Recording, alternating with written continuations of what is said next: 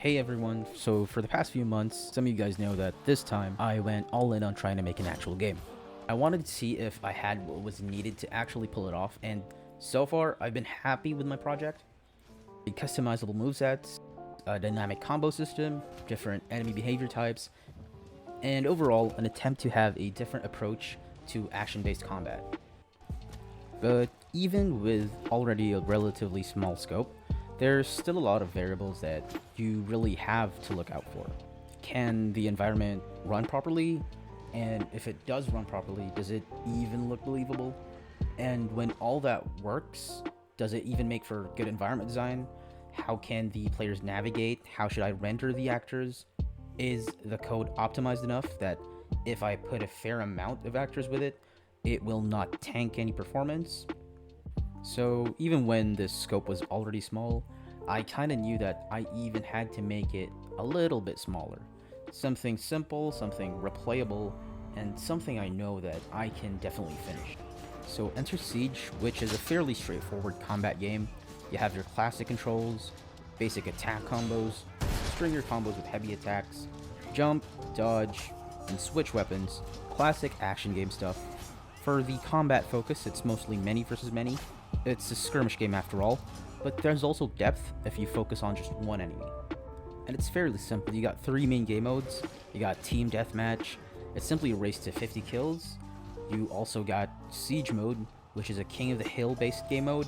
And you got Conquest, where you capture forts and defend yours simultaneously.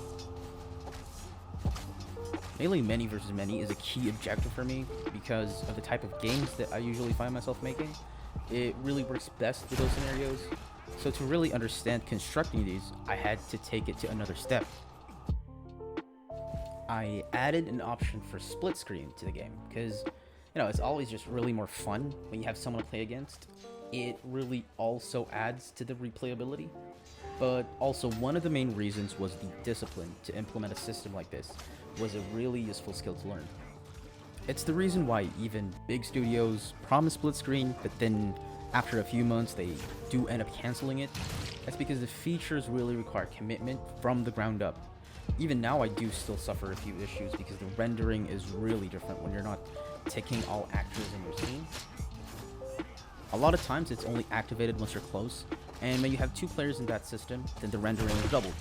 Making sure your HUD passes the correct info, camera visual effects, all that stuff is doubled as well, so you have even less memory to work with. Not to mention all the systems the game engine has, if those systems would work properly. So those were the perfect challenges to me, that if I did pull it off, then I can tell myself there's really hope for me with the whole game development thing, but more importantly that I don't just show concept features here and there, but being actually able to finish and package a playable project. So yeah, you can get it on itch.io. For the pricing, it's a pay what you can afford type of thing, or you can get it for free. I definitely appreciate the support, but also if you just want to play it but don't have the money right now, then you're still welcome to try it. Itch was the perfect platform right now. It's straightforward, no DRMs, maybe some lurking devs out there too. They might want to take a look at the code, give feedback, help me improve it even more, and listing games is free. Which is not to slander or complain, oh, I gotta pay $100 to list on Steam, they're so greedy, oh.